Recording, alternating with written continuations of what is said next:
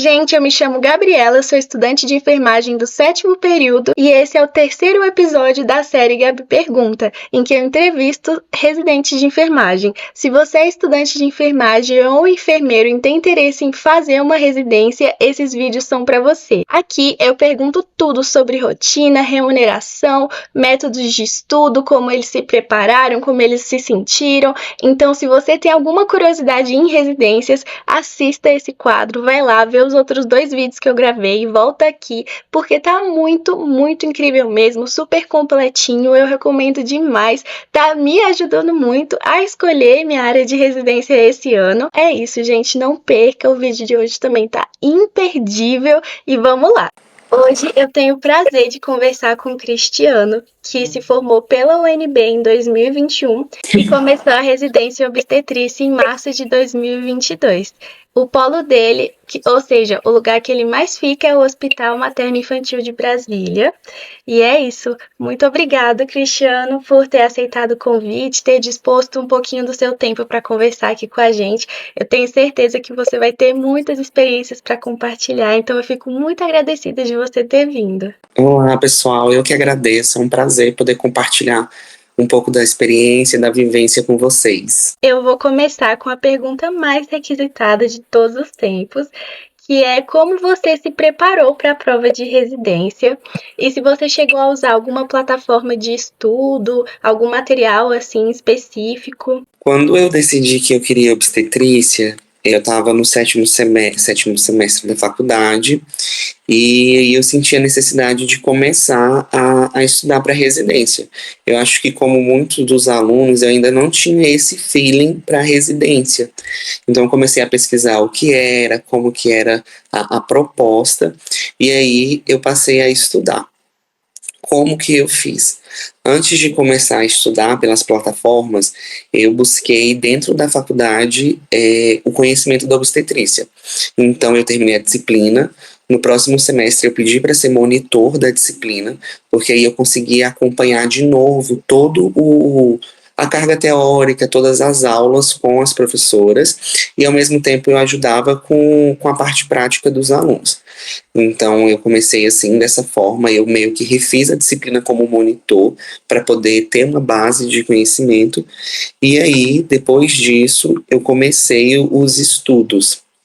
No início, eu estudava só os materiais do Ministério da Saúde. Eu saí pegando a referência básica da disciplina e estudando. Então, caderno 32, eu estudava, resumia todo o caderno, fazia as anotações e depois fui passando por esses assuntos que tinha lá na ementa da disciplina. Quando eu percebi que o estudo para residência ele precisava ser mais direcionado, eu comecei com a plataforma do Rômulo Passos.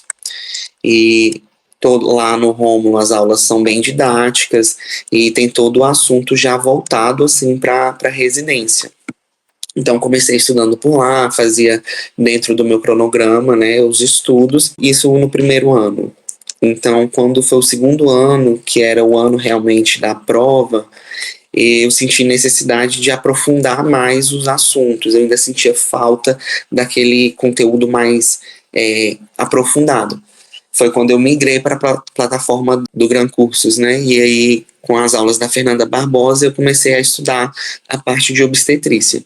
Tem um bloco enorme que ela dá só da parte de obstetrícia, que foi o que eu foquei para fazer a prova. Ótimo saber. Eu acho que você é o segundo residente que cita a Fernanda Barbosa, então, gente, já fica aí de dica. Pelo visto, ela tá bombando nos estudos para residência e é muito legal a gente ter essa base, assim, do que deu certo, né? E ainda nesse sentido, teve uma pergunta na caixinha de perguntas lá no Story, que a Marcela Costa perguntou se durante a prova teve algum conteúdo que caiu e aí você pensou, nossa, acertei em cheio em ter estudado bastante isso. Nossa, tem um que eu não consigo esquecer. Tem uma aula da Fernanda Barbosa que é sobre descolamento prematuro de placenta, DPP. É uma aula bem aprofundada e ela fala assim, na aula, ela fala, olha, eu só vi cair dessa forma aprofundada em um concurso do CESP, que ele vai classificar ali os graus do DPP. Geralmente a gente estuda para a prova essas coisas bem raso, né? A forma como ela deu é a forma que a gente aprende dentro da especialização. E ela fala no vídeo, eu não peco e eu acho que a gente tem que começar assim a estudar as coisas mais complexas, porque os concursos eles estão se refazendo e cada vez tem sido um pouco mais difícil. E quando eu cheguei para a parte específica de obstetrícia, da forma como ela falou, caiu para classificar os graus dentro ali do processo. Então, quando eu li a questão, eu lembrei na hora e falei, caracas, importantíssimo mesmo, esse é um assunto que valeu a pena a gente debruçar, demorar um pouquinho mais. Muito interessante. Nossa, é um tipo de coisa que a gente não imagina muito, né? Ter tão específico assim.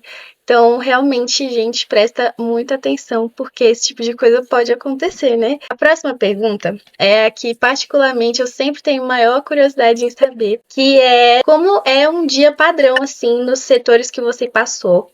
Como tem vários, você pode escolher um para dar o exemplo, assim, tipo, centro obstétrico. E aí eu queria saber, tipo, quais os procedimentos você mais faz, coisas administrativas que tem que fazer, como seria, assim, um dia inteirinho, padrão, em algum lugar, pra gente ter uma ideia. Tá bem. Então, como acontece? O plantão começa às 7, termina às 19, então um plantão de 12 horas. A gente chega para a passagem do plantão, então o residente chega, pega o plantão com o enfermeiro que estava na noite e vai avaliar os casos. Então, isso no centro obstétrico, a gente tem N situações. Eu tenho, por exemplo, mulheres que estão em trabalho de parto, e às vezes trabalho de parto latente ou trabalho de parto em fase ativa. Eu tenho mulheres que estão, por exemplo, na observação para alguma medicação, algum cuidado da parte ginecológica ou da gravidez. Eu tenho mulheres que são gestantes de alto risco, que estão com alguma agudização da gestação e estão lá para serem avaliadas e medicadas. Então a gente recebe o plantão e vai fazendo os procedimentos de acordo com a clínica dela. Então, supondo que é um trabalho de parto que a gente vai assumir, um paciente de 5, 6 centímetros de dilatação, a partir daí a gente assume a assistência do trabalho de parto. Então, a cada hora, a gente faz avaliação obstétrica, que é a ausculta do BCF, contagem da dinâmica uterina, né, conta as contrações, faz a indicação ali dentro da fase do trabalho de parto que ela está, dos exercícios, dos métodos não farmacológicos, e vai avaliando isso até o decorrer do final do parto. Então, a cada 4 horas, a gente faz a avaliação do toque para saber como que está a evolução clínica. Todas as vezes que a gente avalia a paciente em leito, a gente precisa passar para o sistema a evolução de enfermagem. Então, a gente avaliou, faz essa anotação. E assim vai decorrendo. O trabalho de parto, ele é demorado na maioria das vezes. Então, quando a gente tem uma paciente que está em trabalho de parto inicial, de 4 para 5 centímetros, você pode demorar aí algumas horas, entre uma manhã, ou às vezes até o dia todo. Então, a gente vai migrando o nosso serviço dessa forma. Quando chega o momento, né, ali o expulsivo, que é os 10 centímetros de dilatação, a gente passa para assistência ao parto. Então, todos os procedimentos, todas as manobras que são necessárias para o nascimento. Então, acompanha esse nascimento e depois faz essa evolução no sistema. Tem as partes burocráticas, né? Então, essa anotação do sistema, abertura do partograma, o preenchimento, todas as outras atividades. Então, é uma paciente, por exemplo, que está em trabalho de parto, mas precisa de uma sondagem vesical. É uma paciente que precisa pegar um acesso para correr algum antibiótico ou alguma medicação. É uma paciente que precisa de outros cuidados da enfermagem. A gente vai destinando e fazendo esses cuidados com a paciente. Na obstetrícia é muito dinâmico, o dia nunca é padrão. A gente tem mais ou menos os mesmos casos, mas sempre é muito diferente, porque parto sempre é muito diferente. Então tem parto que eu demoro o dia inteiro, tem parto que em 40 minutos ela chegou, ela já pariu. Então todo aquele procedimento, a admissão da paciente, aquela evolução, às vezes é um pouco mais rápido. Tá aí uma coisa, né? Eu pedi um dia padrão, mas com certeza todo dia é diferente, isso é verdade. Todo dia é diferente. Aí você falou como seria no centro obstétrico, né? E eu fiquei curiosa em saber quais são os outros cenários de prática que vocês têm. Se também sai desse ambiente hospitalar ou acaba focando mais nisso, como é que é? Então, como o programa de residência é uniprofissional, a nossa residência é em rede. Ou seja, a gente vai rodar todos os cenários da rede da Secretaria de Saúde. E eu sempre costumo dizer assim, quando me perguntam, onde é o cenário que vocês vão? Eu respondo, onde tem mulher, a gente tá. Entendeu? Então a gente passa, claro, que a maior carga horária é dentro do centro obstétrico, porque não tem como ter uma formação de enfermeiro obstetra fora do centro obstétrico, mas a gente passa também pela maternidade, para fazer o cuidado com o puerpério, com o recém-nascido. A gente passa num campo específico só para ver recém-nascido, reanimação, cuidados, todo aquele manejo com o recém-nascido. A gente faz o setor de alto risco, que é onde a gente tem as gestantes internadas com alguma comorbidade decorrente da gestação ou comorbidades de base que estão alterando o curso da gestação. A gente passa também na UTI, na unidade de terapia intensiva, no caso no HMIB ela é UTI mulher, então nós vamos ter casos ginecológicos e obstétricos. Passa na atenção básica também para a realização dos pré-natais. Um dos requisitos para ser enfermeiro obstetra é ter a carga horária e uma quantidade X de pré-natais. O banco de leite, também assistência à amamentação, a todos esses processos. E na casa de parto também, né? Que conta que seria como centro obstétrico, mas a casa de parto ela é mais específica, porque eu tenho só enfermeiro obstetra, então o protocolo de lá é diferente do protocolo do centro obstétrico. Nossa, muito legal. Dá para ver que a residência da SES, pelo menos, ela é muito ampla, né? Como você falou, é um serviço em rede, então vocês têm muitas oportunidades. Isso foi, inclusive, uma das perguntas que fizeram, né? Em relação o enfermeiro obstétrico só vai atuar ali no centro obstétrico, mas não, dá para ver o mundo de possibilidades, banco de leite, UBS, então, nossa, muito incrível mesmo. E aí, como você falou, né, um pouco dessa rotina, eu queria te perguntar como é que foi para você conciliar essas 60 horas de residência, como é que foi no início para se adaptar, como é que tem sido? No início é um pouco difícil, você é um processo, né? Não, a adaptação ela vai sendo gradual. Mas o próprio programa ele vai oportunizando isso. Então, quando a gente entra no primeiro mês, eles são mais flexíveis, vão tentando ali ajustar, a gente consegue ajustar as escalas, né? E com o tempo, quando você vê, você já se acostumou. Mas é processual, depende muito, é uma especialização. Então a gente já entra sabendo que vai ter que abrir mão de algumas coisas. A carga horária prática são 42 horas e a outra carga, as outras 20 horas, são teóricas. Então a gente migra entre o cenário prático e a aula teórica. Aí completa essa carga horária de 60 horas. Tem horário protegido para estudo, né? Tem dentro da escala, tem o horário protegido um final de semana de folga, dentro da, né? Ainda tem dentro das semanas alguns horários que você tem protegido para folgar.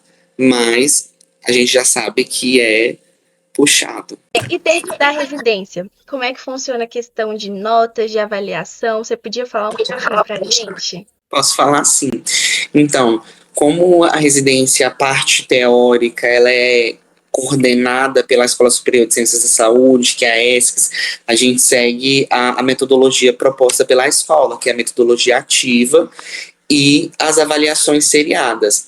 Para as avaliações, então, dentro do programa de obstetrícia, existem 4 provas, é uma prova por módulo a cada trimestre, e 2 provas práticas por ano, mais um provão final. Então, as provas práticas, elas seguem a ideia do conceito satisfatório ou insatisfatório, e as provas teóricas, elas seguem a ideia da média 7. Então, dentro do somatório, a média final tem que ser 7 pontos. A gente vai tendo essas provas de acordo com os conteúdos e módulos que a gente acompanha. Então, no primeiro ano de residência, tudo que a gente vê é o ciclo que seria o ciclo normal da gestação, a gestação sem nenhum tipo de patologia, o trabalho de parto fisiológico, né? E no segundo ano do R2 é quando a gente vê a parte patológica da gestação, do parto, todas as emergências obstétricas. Aí eu queria saber, essas provas que você disse, né, que sem ser as práticas, as teóricas, elas são provas abertas de escrever ou é de múltipla escolha? Como é que é? Então, as provas teóricas, elas geralmente fazem um mix. Para o primeiro ano, 60% da prova é aberta. Então, tem que descrever, são casos clínicos e, às vezes, perguntas específicas que você tem que, de fato, descrever e algumas questões também de múltipla escolha. Para o R2, também tem a parte aberta, é um pouco menor, porque são mais assuntos do que o primeiro ano, mas tem entre questões objetivas e questões abertas. E a prova prática, ela é feita em dupla, feita individual, com paciente ou com boneco? Como é que funciona? Eu fiquei curiosa porque como é a ESCS, né, a FEPEX, que faz, eu achei um pouco semelhante com como é lá na minha faculdade. É exatamente na mesma proposta, então a prova é individual, a avaliação, o tutor e o preceptor vai estar junto em cenário, então no primeiro ano cenário, primeira prova prática é a avaliação do pós-parto, e depois a avaliação do trabalho de parto ou da gestante. E a gente vai em cenário e avalia a paciente como se a gente estivesse de fato trabalhando na residência. E os preceptores vão avaliar, tem todo um guia, né, de quais são as habilidades, os conhecimentos que o residente precisa desenvolver, e com base nele os tutores e preceptores vão avaliar técnicas, orientações, o cuidado, todo aquele processo. Muito obrigada por responder. É uma pergunta que eu não tinha feito nos outros episódios, mas que me deram um toque, porque as pessoas queriam saber, já sabiam, né, que tinha essa parte de avaliação, e é uma coisa que a gente não encontra muito essas informações disponíveis, então muito legal por você ter compartilhado. Obrigada. Nesse sentido também, a Gabi Melo Dias, ela mandou uma pergunta na caixinha do Story, né, que foi: quais os principais desafios para você de se manter na residência? Eu acho que o principal desafio é conciliar mesmo essa carga horária. A gente sempre fala, não é só a residência. Se fosse só a residência, era mais fácil. Mas é a residência, os problemas da vida pessoal, né, todas as questões que envolvem o seu eu fora da residência, que às vezes é mais difícil. Existem desafios também em relação à assistência, de você conseguir ser um bom profissional, de você conseguir aproveitar tudo aquilo, as oportunidades. Então, são uns dos desafios que eu enfrentei, mas que no final deram certo. A gente consegue, com uma organização e um planejamento, você consegue conciliar e aproveitar ao máximo. Que bom saber disso, porque eu sinto, assim, uma ansiedade generalizada das pessoas que ainda não entraram na residência, né? Que vê essas 60 horas e sente muito medo de não conseguir, mas a gente tem que acreditar, né, que vai dar certo e que, como você falou, é tudo um processo, tudo é gradual. No começo assusta, mas depois vai, né, dando para conciliar ali tudo. E agora, essa próxima pergunta você pode sentir à vontade para não responder, mas é uma dúvida de muita gente, que é se a sua residência oferece algum tipo de bolsa ou auxílio, e se sim, se você se sentiria confortável em compartilhar com a gente valores e tal. Não, claro. Os valores da Bolsa da Residência, elas são padrão para todo o território brasileiro. Então, o valor da Bolsa é 4.106, isso para todas as residências. A única residência que é diferente é aqui da SESDF, porque em Brasília eles dão o auxílio moradia, pelo custo de vida ser mais alto, né? Tem muita gente que vem de fora. Então, o valor da bolsa hoje da secretaria é 5.300 bruto. E por que tem uma bolsa? Porque a residência é uma especialização prática, então você está trabalhando, né? e você precisa receber, se manter dentro desse processo. Então, esse é o valor padrão, 4.106 para os demais territórios, e aqui para Brasília tem essa diferença, porque eles dão o valor do auxílio moradia. Muito legal. Realmente faz sentido, porque é uma carga horária de 60 horas. Eu acho muito difícil alguém conseguir realmente conciliar com o trabalho, né? Então, precisa mesmo ter esse auxílio, esse incentivo da gente estar ali nessa residência. Outra dúvida muito comum que o pessoal tem é em relação à prova de títulos. E aí, na sua visão, qual foi a importância da prova de títulos na sua aprovação na residência? Esse também é um ponto bem legal. Eu sempre digo que a prova de títulos é uma das partes mais importantes. Até porque o título, ele diz pra gente da sua formação plural, diversa. Não basta apenas você ser enfermeiro, você tem que ter o seu diferencial. E quando você tem uma boa pontuação de título, na maioria das vezes indica para quem está vendo que você foi além, que você extravasou aquela barreira de eu estou indo na faculdade para fazer apenas as aulas, né? Então, e a minha experiência é bem legal com relação a títulos. Durante a graduação, eu fiz muita coisa, tive um retorno bem bacana na secretaria. Dentro do edital. A pontuação máxima de títulos são 12 pontos. Até o meu programa não vi se atualizou este ano. Desses 12 pontos, eu tinha 7,9. Então, quando eu passei, a minha média da prova, eu acho que foi 75 pontos, que era uma média boa. Eu estaria aprovado só com a média, mas os meus títulos me levaram para uma média, eu acho que de 82 pontos alguma coisa. Eu sei que eu saí, por exemplo, do 6º lugar para o 2º lugar quando eu fui aprovado. Então isso você percebe que os títulos eles contam muito para a classificação. Quando você tem a nota que você já está aprovado, é bacana, mas a posição também é legal, né? Então te traz isso, por exemplo, se eu tivesse em 16º, são 15 vagas, com a minha pontuação de títulos eu subiria bastante, né? Então isso é importante, os títulos. Com certeza, só da gente ver, né, tanto de classificações que você acabou pulando. Eu percebo que no edital da SES, realmente a prova de títulos faz muita diferença. E a Graziella, ela perguntou o que você mais focou durante a faculdade para montar o seu currículo, em relação à liga, monitoria, participação em congresso, o que você fez para estar melhorando e ter uma nota tão boa assim no edital depois? Então, durante a faculdade eu participei de tudo, eu aproveitei todas as oportunidades. Então, fiz iniciação científica, fiz projetos de extensão, projetos de ensino também. Eu era membro do centro acadêmico, membro de liga, participei de vários congressos, né, de seminários, de todas as oportunidades que surgiam na faculdade, eu tentava buscar e ir atrás para exatamente montar esse currículo. Ótimo, acabou que foi o que eu tentei fazer também, mas aí no meio do caminho eu fiquei birutinha, menino, você não acredita. Às vezes acontece. Às vezes acontece. Se eu fosse dizer para focar, eu acho que as pontuações, a participação nos congressos, elas contam muito.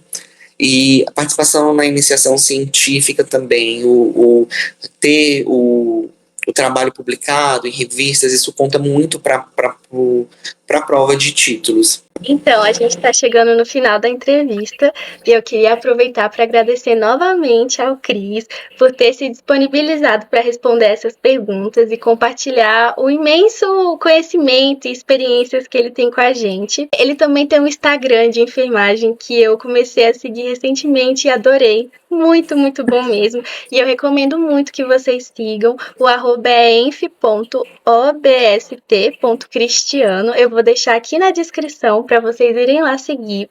Vai ter o meu Instagram também, então se você me conheceu aqui pelo YouTube, já segue lá, segue a gente. Então, Cris, pra gente fechar essa entrevista com chave de ouro, eu queria que você falasse pra gente qual seria o seu maior conselho, assim, para os estudantes que querem tentar uma residência em obstetrícia. Primeiramente, eu que agradeço, Gabi, por todo o cuidado, por essa iniciativa de estar trazendo essas informações para ajudar os estudantes. Acho que é muito bacana. E o que eu diria para quem quer obstetrícia, não desistam. aproveitem todas as oportunidades. É um programa concorrido, muito concorrido, é o segundo programa mais concorrido da secretaria, em outros hospitais também, mas é muito lindo o retorno que a gente tem. Quem quer, a gente sempre fala assim, quem quer obstetrícia, ela quer muito, porque sabe, quem vem para obstetrícia sabe o que é a obstetrícia, sabe como é grande, como é lindo. Então, não desistam, aproveitem, invistam no currículo de vocês, estudem e venham para a obstetrícia para realizar esse sonho. Que lindas palavras, eu acho que quem assistir o vídeo vai gostar muito, principalmente de quem já está interessado em obstetrícia, né? Então, muito obrigada, Cris. Gente, próxima semana a gente já tem outro vídeo, outra entrevista, então fique ligado no meu perfil, já me segue aqui no YouTube, segue o Cris, o arroba dele tá aqui na descrição, e é isso. Tchau!